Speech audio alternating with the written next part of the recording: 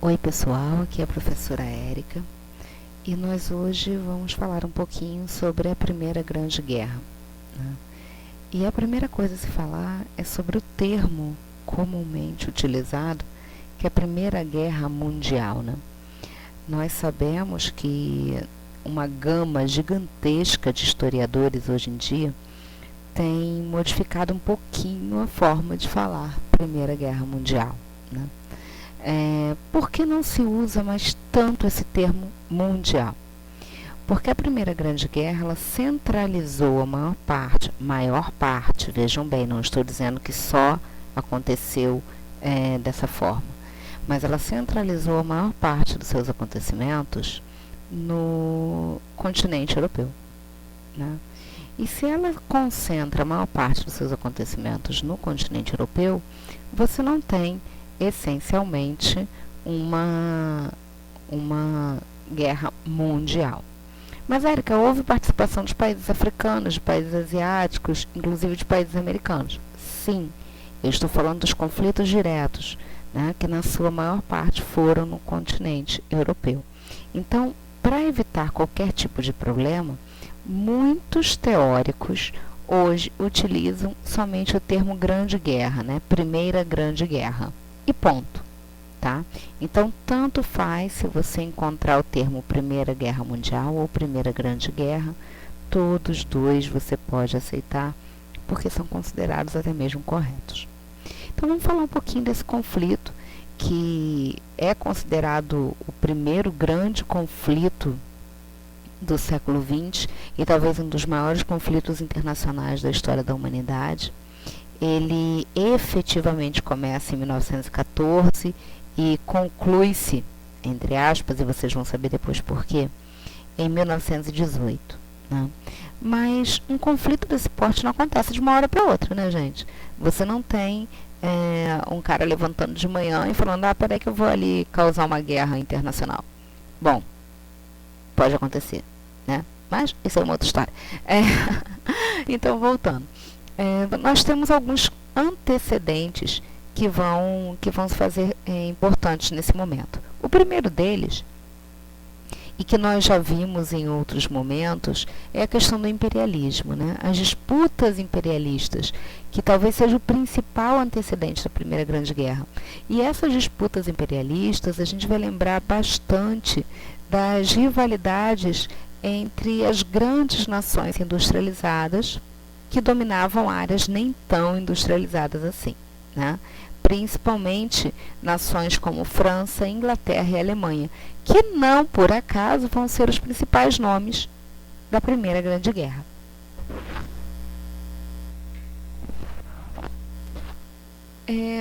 Vocês têm aqui dois pontos de rivalidade que eu gostaria que vocês prestassem bastante atenção. O primeiro entre França e Alemanha, que é a disputa pela região da Alsácia-Lorena, que é essa área que vocês têm aqui, onde eu estou movendo o cursor. Prestem bastante atenção quando eu estiver movendo o cursor, fica mais fácil, tá? Essa áreazinha que fica entre França, Alemanha e Suíça, né? É um pedacinho bem pequenininho e que era importante devido ao seu subsolo e importante área de transporte, né, das duas regiões, das duas nações. Então elas começam a disputar essa região já bem antes, tá, da Primeira Grande Guerra. A gente tem registros da disputa pela região da Alsácia-Lorena desde o Império Carolíngio, né? Desde o Império Carolíngio, que os herdeiros, né, os netos de Carlos Magno, disputavam essa área. Não ficou bem definido na época quem pertencia a essa região. E é uma disputa antiga, né? Além disso, você começa a ver uma disputa muito interessante entre a Inglaterra e a Alemanha por mercados consumidores. Eu coloquei aqui dois gráficos que eu acho muito interessantes, que eu gostaria que vocês prestassem atenção. A Grã-Bretanha sempre foi, desde o início da Revolução Industrial, o grande nome, né, da produção de carvão e de aço, além de ter sido o grande nome da produção industrial mundial. Porém, em um determinado momento, a Alemanha começa a incomodar a Grã-Bretanha nessa produção.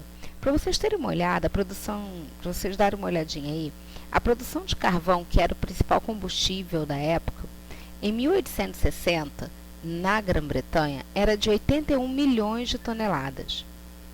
Observando o gráfico, você vai perceber que a Grã-Bretanha vai num crescente de produção, né? De 81 milhões de toneladas em 1860 para 290 milhões de toneladas em 1913. Porém, a Alemanha, mesmo estando abaixo, tem um crescente absurdo, né? Absurdo. Observem que eles vão de 17 milhões de toneladas para 59 milhões de toneladas em 20 anos. Ou seja, proporcionalmente cresceram mais do que a Inglaterra, né? Então, o crescimento da Alemanha começa a incomodar a Inglaterra nesse sentido. Outra questão importante também é a produção de aço, né? Em milhões de toneladas. Em 1880, você vê que a Inglaterra, a Grã-Bretanha, no caso, produzia 3,7 milhões de toneladas de aço, enquanto a Alemanha estava lá na sua humildade com 1,5 milhão. Porém, em 1890, entre 1890 e 1900, você tem um crescimento brutal da Alemanha, superando em 1910 a Grã-Bretanha em quase 50% da produção. Então, você tem um crescimento absurdo da Alemanha. E isso vai provocar o quê? Um crescimento da Alemanha na produção industrial mundial. A Alemanha vai, em certo ponto, superar a Grã-Bretanha. É claro, gente, que isso vai provocar um atrito seríssimo entre esses governos. Atritos não diretos, mas uma coisa meio, sabe, ranço? Tipo um ranço entre esses governos. Tudo que a Alemanha fazia incomodava a Inglaterra, tudo que a Alemanha fazia incomodava a França. E isso vai provocar esse atrito velado entre eles, tá? Além disso, deixa eu ir à frente aqui, tá? Nós temos outros conflitos muito importantes nesse momento. Um deles é referente ao controle da região dos Balcãs, né? A região dos Balcãs é uma área importante para a produção mineral e para o transporte, e ela era disputada essencialmente entre países de origem germânica e países de origem sérvia, né? Os sérvios, os russos, né? São países que têm a mesma origem. Então, você tem a Sérvia disputando com a Áustria, a Rússia disputando com a Áustria e a Rússia disputando com a Alemanha. Percebam que a Alemanha e a Áustria sempre caminhando juntas nesse momento, tá? Sempre caminhando juntas. Além disso, nós temos mais dois conflitos aqui que não são tão grandes, mas que vão influenciar posteriormente lá na Segunda Grande Guerra, tá? Entre França e Itália, que é a disputa da região da Tunísia, certo? E entre Itália e Áustria, que estão disputando as províncias irridentas, que é a região do Tirol, do Trentino e da Istria, né? São disputas por regiões importantes também para a questão comercial, tá bom? Importantes para a questão comercial. Então, vocês veem que o tempo inteiro esses países estão se organizando uns contra os outros. E isso vai gerar como é que eu vou explicar para vocês? Isso vai gerar dois nomes interessantes. Um é o pan-eslavismo. E o que seria o pan-eslavismo? Pan-eslavismo seria isso aqui, ó, os países de origem eslava, Sérvia, Rússia, países que têm a mesma origem. Pan-germanismo, países de origem germânica, como Áustria e Alemanha. Pan quer dizer união. Então, pan-eslavismo seriam os países de origem eslava unidos. Pan-germanismo, países de origem germânica unidos. Então, eu tenho os países de origem germânica contra os países de origem eslava lutando pela região balcânica. Lembram que eu falei lá atrás sobre os Balcãs? Pois bem, lembram também que eu falei que isso vai criando um ranço entre os países? Tá. Esse ranço, vai receber um nome mais bonitinho, né? Ele vai ser chamado de paz ou pax armada. E o que seria isso? A paz armada nada mais é que você manter uma relação de tensão entre os países. Ou seja, sabe-se que a qualquer momento pode acontecer um conflito. Sabe-se que a qualquer momento pode acontecer um conflito. Ninguém dá o primeiro passo. Todos ficam temerosos sobre o que pode acontecer. Todos ficam assustados, tensos, mas ninguém toma a iniciativa para um conflito. É como se você visse um copo prestes a transbordar. Você encheu até o limite, mas uma gota ele transborda. E a gente vai ver essa gota mais à frente também. Por causa dessa paz armada e dessa relação de pan-eslavismo e pan-germanismo, vão começar a surgir alianças militares. Tá? Alianças que vão ter como frase principal, como lema principal, o inimigo do meu inimigo é meu amigo. Não me interessa quem é você, mas se você é contra aquele que eu também sou contra, nós estamos juntos. Essas alianças militares são muito comuns na história da humanidade. Aliás, se você parar para pensar, elas não se dão somente no eixo militar. Elas também acontecem no eixo político, no eixo econômico. Então, não interessa se eu gosto de você ou não. Interessa que nós dois estamos contra um inimigo comum. Então, nós somos aliados. Deu para entender, gente? Beleza.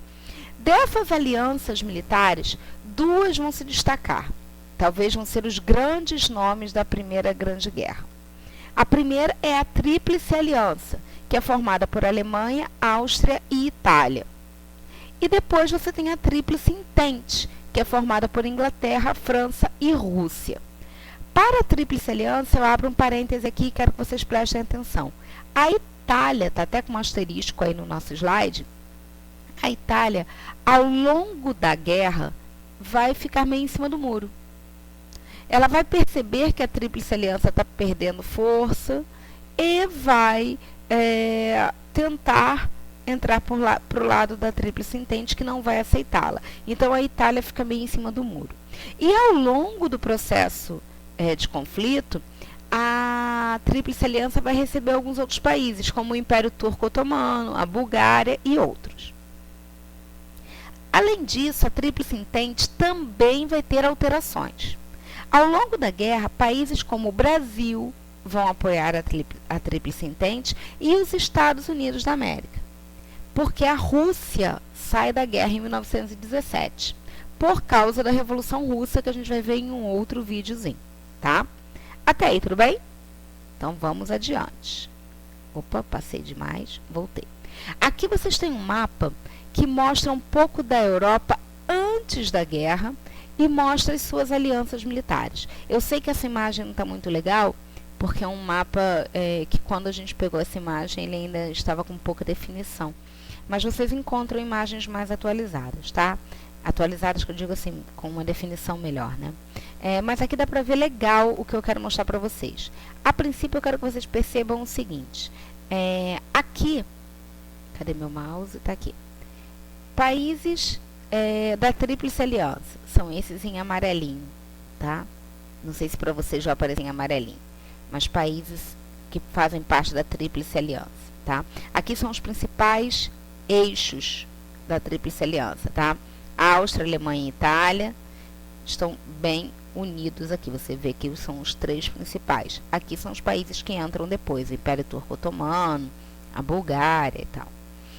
Em rosa, em rosinha, vocês têm os países que compõem a Tríplice Entente, tá? França, Inglaterra, no caso aqui fechado pela Grã-Bretanha, né? Reino Unido, Grã-Bretanha e Irlanda. E o Império Russo, tá? Vejam bem que em nenhum momento eu falei União Soviética, eu falei Rússia, porque a União Soviética não existe ainda, tá? Países neutros são os verdinhos, tá? Que você tem essencialmente Espanha, Suíça, os Países Baixos, Dinamarca, Noruega, Suécia, Islândia, entram como países neutros.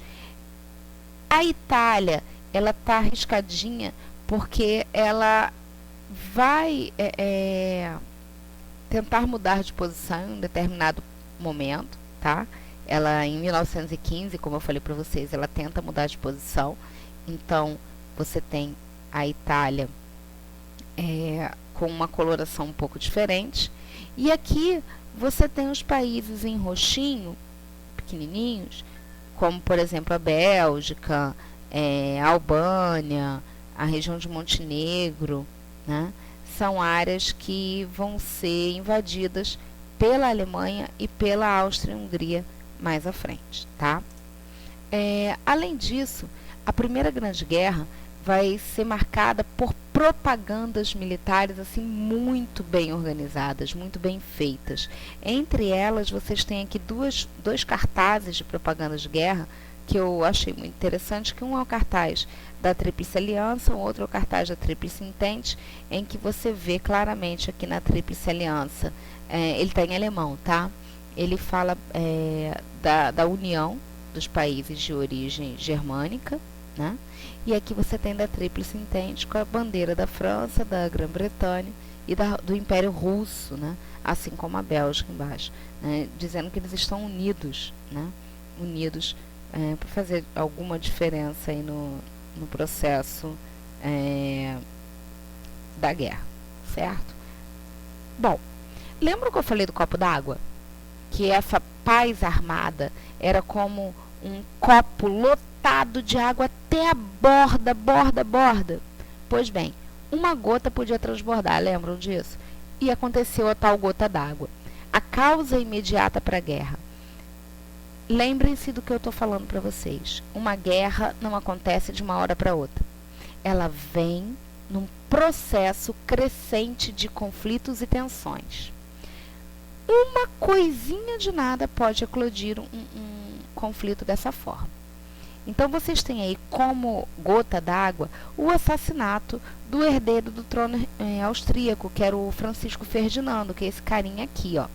Ele e a esposa dele, a dona Sofia, haviam ido para a Bósnia, em Sarajevo, para tentar fazer o processo de unificação da Bósnia à Áustria, né, ao Império Austro-Húngaro. Porém, a Bósnia tinha um grupo contra essa união, que era o grupo chamado Mão Negra, e esse grupo fez um atentado contra o Francisco Ferdinando. Quem foi o responsável pelo atentado foi esse jovem aqui chamado Gravilo Príncipe, e ele atira no Francisco Ferdinando. Aqui vocês têm uma imagem que ilustra o momento, né, em que ele atira no Francisco Ferdinando e na Sofia. Francisco Ferdinando morre, Sofia também, e o motorista do carro deles fica ferido. E a partir daí, as relações entre os países vão fazer surgir o conflito da Primeira Grande Guerra. Por quê? Lembram que a Áustria era aliada da Alemanha? O Francisco Ferdinando era herdeiro do trono austríaco. A Áustria vai, então, ativar a política de alianças. Por quê? Porque o Francisco Ferdinando era o herdeiro, ele é assassinado. A Áustria vai pedir ajuda à Alemanha. A Alemanha vai atacar a Bósnia. Vai atacar a Bósnia. E vai atacar a ideia dessa política de alianças, né? Então você tem a Bósnia sendo ligada à Sérvia, né? Peço desculpas a vocês porque eu distraí agora aqui, porque apareceu uma outra coisa aqui na tela, eu tive que fechar. Mas voltando, a Bósnia vai pedir ajuda à Sérvia. A Sérvia, por sua vez, pede ajuda à Rússia, né? Então essa política de pan-eslavismo e pan-germanismo é colocada em prática e inicia o processo da Primeira Grande Guerra. Resumindo, como isso começa? Matam o herdeiro do trono austríaco, beleza? A Áustria pede ajuda à Alemanha. A Alemanha, por sua vez, ataca a Bósnia e a Sérvia. A Sérvia pede ajuda à Rússia. E a partir daí começa o conflito. Eles vão ativar as políticas de aliança, tá certo? A Primeira Grande Guerra, ela é dividida em fases, tá? Em 1914, vai acontecer o que a gente chama de guerra de movimento. Quando você não tem exatamente batalhas, você tem uma organização. Sabe jogo de tabuleiro? Quando você está jogando dama ou xadrez, primeiro você organiza o tabuleiro antes de jogar? Pois é. Então você está organizando o tabuleiro e aí você tem que preparar movimentação de tropas, preparar arsenal, preparar as estratégias de guerra. Então o ano de 1914 não tem conflitos tão grandiosos. Você tem muito mais uma organização desse grande tabuleiro. A guerra em si vai acontecer de 1915 a 1918. E é uma guerra que a gente chama de guerra de trincheiras, né? E o que era uma guerra de trincheiras? Para começar, o que são trincheiras? Aqui vocês têm duas fotos.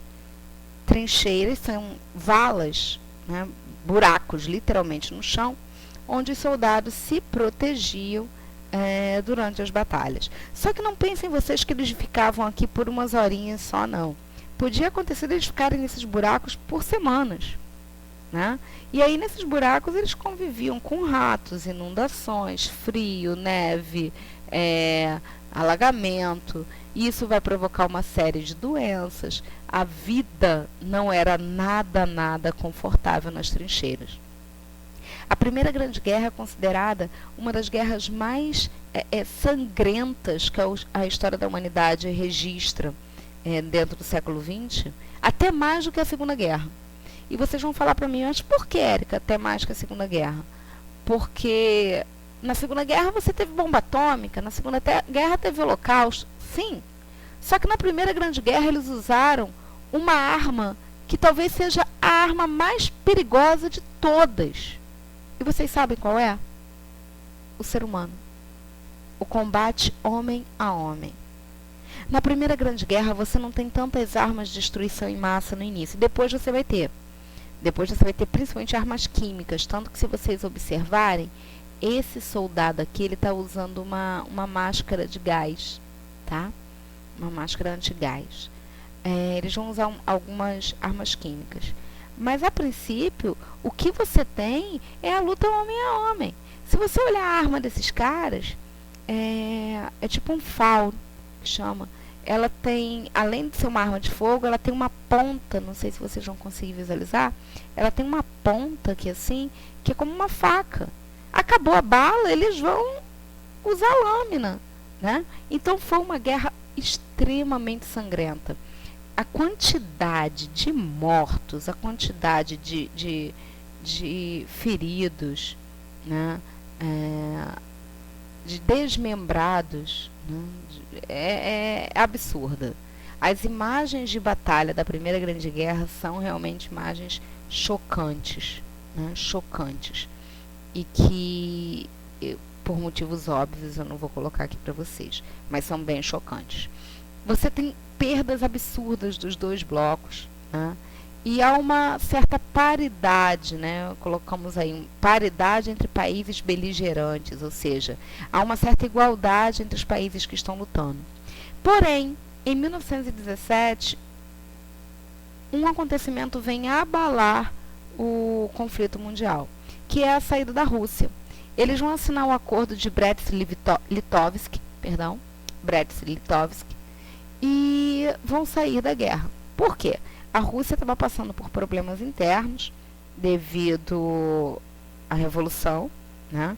E é um momento seríssimo da história russa, que, como eu falei para vocês, nós vamos estudar na próxima videoaula. E com a saída da Rússia, os Estados Unidos entram na guerra. Mas espera lá! Não vamos pensar que os americanos entraram porque eram bonzinhos e queriam ajudar os amiguinhos. Ai, que bonitinho, eu vou ajudar meu amiguinho. Não, não é nada disso. Esses caras não queriam ajudar o amiguinho. Esses caras entraram na guerra porque eles sabiam que se a Rússia saísse, França e Inglaterra não iam ter força econômica para se manter na guerra e iam perder. E perdendo, como eles iam pagar as dívidas que eles contraíram com os Estados Unidos? Tá? Os Estados Unidos venderam armas para todo mundo, principalmente para a França e para a Inglaterra. E eles tinham que receber. E se a França e a Inglaterra perdem a guerra, como eles iam receber esse valor? Não é verdade? Então eles entram na guerra, não só por isso também teve um afundamento de navios americanos por alemães, mas o principal motivo é econômico, tá, gente? Não se iludam aí achando que foi por uma questão de honra e glória, porque não foi, não.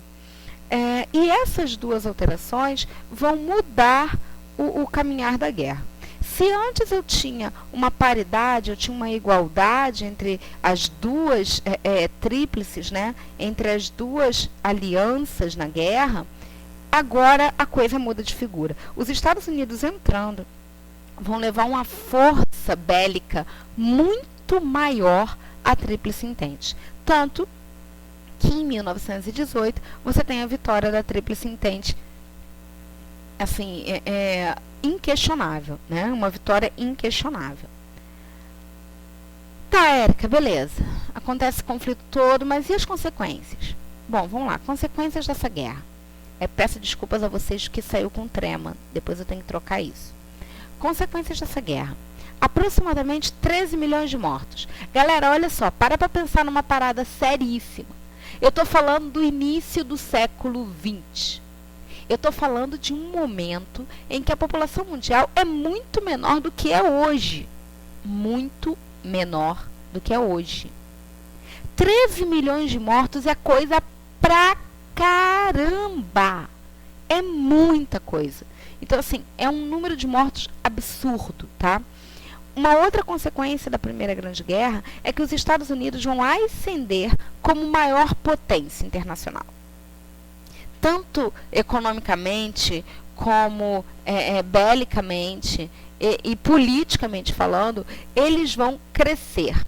Em janeiro de 1919, é assinado o Tratado de Versalhes, que é o tratado que vai efetivamente pôr fim à guerra e vai ser uma espécie de acordo entre os vencedores. Ele é até chamado também de paz dos vencedores. Por quê? Quem sai ganhando nesse acordo são principalmente França e Inglaterra. Os Estados Unidos não assinam o Tratado de Versalhes. Apesar de fazerem parte do time vencedor, eles não assinam o Tratado de Versalhes. E vocês vão entender por quê. O Tratado de Versalhes tem uma série de elementos que proíbem alguns países de produzir material bélico. Ora, queridos, vocês acham que os Estados Unidos, produzindo e vendendo para todo mundo, ia assinar um acordo em que eles se colocassem também à disposição para não produzir material bélico? É óbvio que não. Nesse acordo, né, no Tratado de Versalhes, que foi assinado na França, no Palácio de Versalhes, mais precisamente na Sala dos Espelhos, nesse acordo, os vencedores colocam a Alemanha como a grande culpada da guerra. E aí eu pergunto para vocês, será que realmente ela foi a grande culpada? Será que existe um único culpado? Se você tem uma série de elementos que antecedem a uma batalha desse tipo, a uma guerra desse tipo? Pois bem, no Tratado de Versalhes, nós temos uma série de elementos que deveriam ser cumpridos. A Alemanha, como foi considerada a grande culpada, ela teve que passar por sanções. Que sanções foram essas? Que castigos, entre muitas aspas, foram esses? Primeiro, lembram da região da Alsácia-Lorena que eles estavam brigando com a França? Então, durante a guerra eles pegaram essa região. Só que agora eles foram obrigados a devolver. No Tratado de Versalhes, eles são obrigados a devolver. Eles devolvem a região da Alsácia-Lorena para a França. Perdem todas as colônias. E essa perda das colônias foi uma influência da Inglaterra. Por quê? Era com as suas colônias que a Alemanha estava crescendo na produção de carvão e de minério de ferro. Lembram que lá atrás eu mostrei para vocês o gráfico? Que eles estavam superando a Inglaterra. Então, se eles perdem agora as colônias, eles param de superar a Inglaterra. A Inglaterra continua sendo a maior nesse tipo de produção. Vão perder 1/7 do território, além das suas colônias. vão pagar uma indenização altíssima aos vencedores. Indenização essa que, quando eles pagam a Inglaterra e a França utilizam essa indenização para pagar a sua dívida com os Estados Unidos. Perceberam por que os Estados Unidos entraram na guerra? Perceberam a malandragem dos caras? Pois é nesse limite aí. Além disso, o exército deles foi limitado a 100 mil homens. 100 mil homens. Percebam uma coisa, amados. Se eu limito o meu exército a 100 mil homens para um território do tamanho do território da Alemanha, eu não tenho exército. A Polícia Militar do Rio de Janeiro é muito maior que isso. Só para o Rio de Janeiro. Como que um exército de 100 mil homens vai conseguir cuidar de um país do tamanho da Alemanha? Né? Eles ficam proibidos de fabricar navios de guerra, não só navios de guerra, mas carros, né, veículos de guerra, tanques, todo tipo de veículo que fosse usado para disputa bélica. Tá? Além disso, a Alemanha entra numa crise econômica que nunca se viu na história. Tá? Os alemães começam a sofrer economicamente de uma maneira que pouco se viu. Tanto que nesse momento você tem uma grande saída da população alemã para outros países, inclusive aqui para o Brasil. Tá? Nos anos 20, você tem uma chegada em massa de alemães aqui no Brasil. Aqui na nossa cidade, São João de Meriti, nós tivemos uma chegada em massa de alemães nos anos 20. No início dos anos 20, que é justamente o período em que a Alemanha vai entrar em crise e vai começar o surgimento dos governos totalitários. Né? Bom, isso tudo que vocês viram vai provocar nos alemães um sentimento de revanchismo. O que é isso? É um sentimento de ira forra, literalmente. Eu não digo vingança, mas a revanche. A revanche seria lutar de novo. É por isso que lá na frente, quando a gente falar de Segunda Grande Guerra, a gente vai ouvir o primeiro-ministro inglês, que era o Churchill, ele vai usar uma frase muito interessante. Ele diz assim, abre aspas, esta guerra é, de fato, uma continuação da primeira. Fecha aspas. E assim, o Churchill estava certo, porque os alemães levaram aquilo ali para o coração, sabe? Levaram para o coração. Então, o revanchismo aí foi muito forte.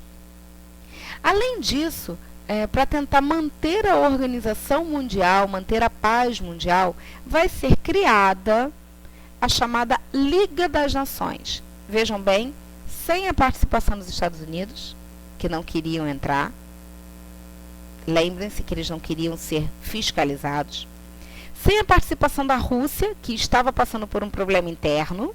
Lembram? A Rússia está no meio da revolução. E sem a participação da Alemanha, que era considerada culpada por tudo. A Liga das Nações seria uma antecessora do que nós conhecemos hoje como ONU, Organização das Nações Unidas, que tem por objetivo manter a paz mundial, manter a vida no planeta. Né? Seria mais ou menos isso. Não preciso dizer para vocês que a Liga das Nações pura e simplesmente não deu certo. Tanto que a Segunda Guerra vai acontecer. Né? Além disso, foi assinado também o Tratado de Saint-Germain. O Tratado de Saint-Germain vai desmembrar o Império Austro-Húngaro. Vai transformá-lo em Áustria, tá? Que vai ficar sem saída para o mar. Isso é importante, guardem isso aí na caixinha de vocês, tá? Isso é IPC, importante pra caramba.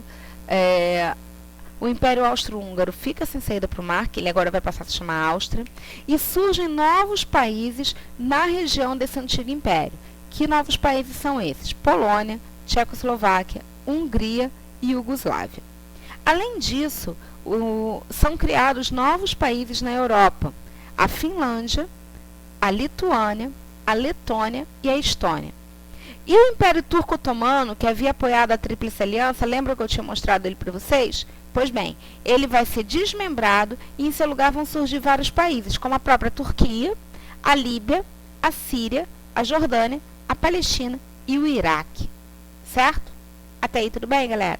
Bom, vocês lembram daquele primeiro mapa que eu mostrei? Agora vocês têm um mapa da Europa pós Primeira Guerra Mundial, ou pós Primeira Grande Guerra.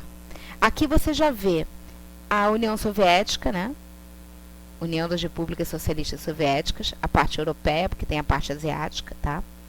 Você vê aqui a Finlândia, a Estônia, Letônia, Lituânia, a Polônia. Percebam que são áreas que pertenciam ao Império Austro-Húngaro e pertenciam à Alemanha, tá? Tchecoslováquia, a Áustria, olha a Áustria como ficou pequenininha. Hungria, Iugoslávia, Romênia, Bulgária, né? A Turquia aqui, nesse pedacinho. Bom, percebam que há uma mudança no mundo, né? O mundo mudou. E aí a gente imagina que com essa mudança tudo ficaria bem. Não, não ficou tudo bem. A partir daqui, nós temos o surgimento de regimes totalitários na Alemanha, na Espanha, em Portugal, na Itália. Os dois mais conhecidos desses regimes totalitários são o nazismo e o fascismo, né? Na Alemanha e na Itália, respectivamente. Existem outros como o salazarismo em Portugal e o franquismo na Espanha, que a gente também vai falar. A partir desse momento, você tem a ascensão do pensamento comunista na União Soviética, com a figura de Lenin e com a sua morte, quem vai assumir é Stalin, que a gente também vai ver mais à frente. Então, aqui vocês têm os elementos pós Primeira Grande Guerra. Na próxima aula, nós vamos falar de Revolução Russa, tá? Um beijinho, galera. Espero que vocês tenham gostado.